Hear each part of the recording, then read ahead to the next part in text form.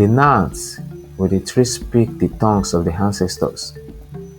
With the red heart drinks the rain like palm wine, and with silence is a covenant with the gods.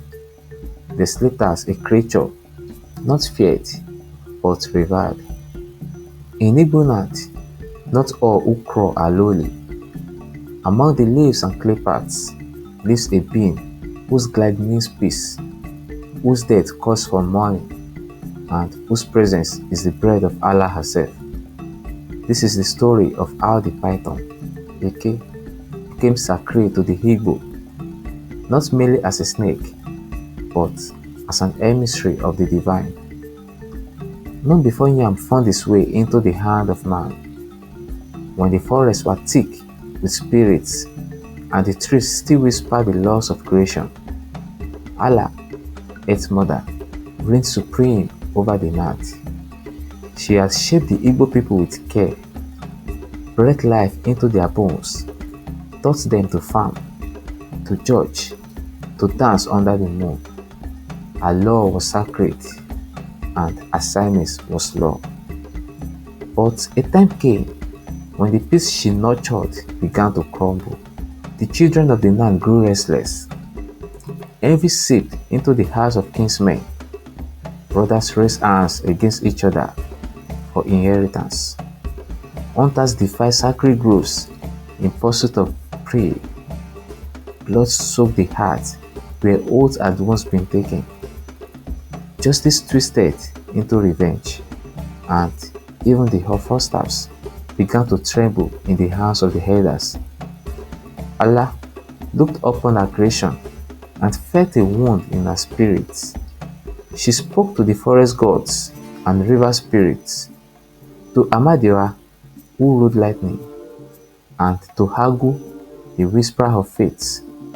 She asked, "What creature shall I send to walk the heart in silence, not to punish, not to rage, but to remind them of the covenant they broke?" The winds fell silent, the trees bent in prayer, and then, from the base of the Udala tree, where the sacred kola first split, came the python. The python was no ordinary snake. It did not hiss like the vipers, nor did it strike in anger. His eyes were deep and ancient, like twin pools of ancestral memory. His skin shimmered in the light like burnished bronze, bearing the markings of the earth itself. Allah summoned the creature to her grove. "You shall be Heke," she said.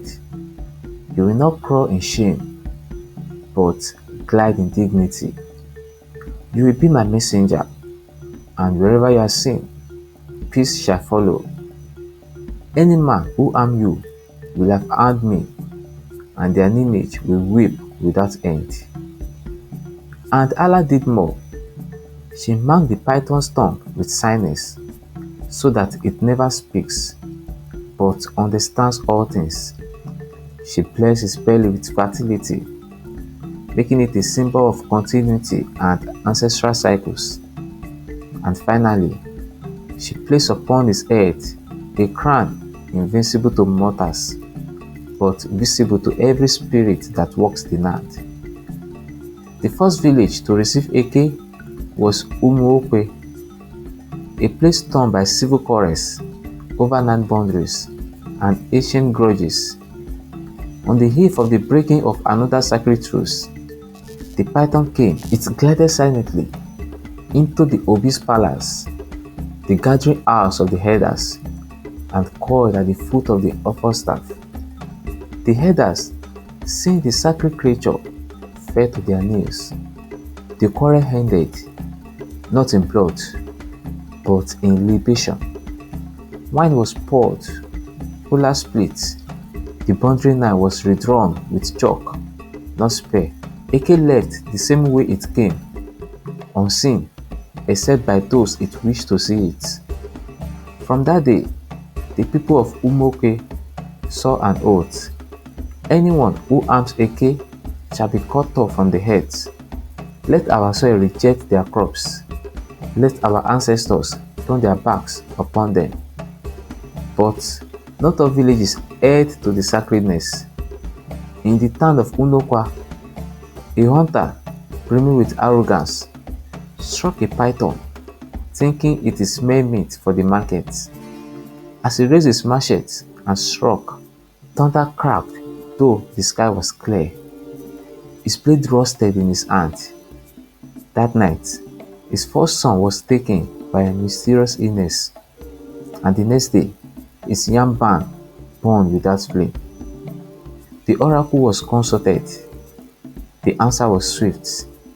You have spilled the blood of Allah's voice. You have killed peace itself. The elders decreed a cleansing. The man was stripped of his titles, his compound abandoned, his name struck from the festival rolls. They built a coffin, placed within it the python's remains, and carried it with money drums. It was buried like a king. From then, every village in Igboland built shrines to Eke with carved symbols of python's head and clay altars beneath Udala trees. The python was no longer just sacred, it was feared in reverence. In time, it became known that when a python enters a home, it is Allah checking in. Women hoping for children prayed at his shrine. Warriors prayed for peace in the night before battle. When the python was seen near the river bank, it meant the spirits were watching. The python came to symbolize more than peace. It was protection, fertility, judgment, and continuity. It was buried when dead, mourned like royalty, honored with songs and drums. The python had no poison, but his power was deeper than venom.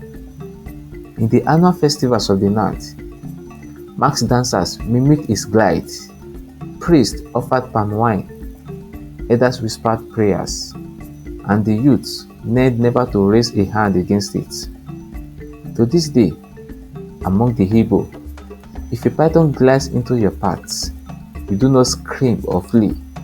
You kneel, you whisper, Nso-Ala, child of the earth, then you wait. And when it leaves, you pour a libation in thanks, for Allah has just passed your way. And so it is that the python became sacred, not by its fangs or its coils, but by the spirit that glides within it, and the covenant remains unbroken.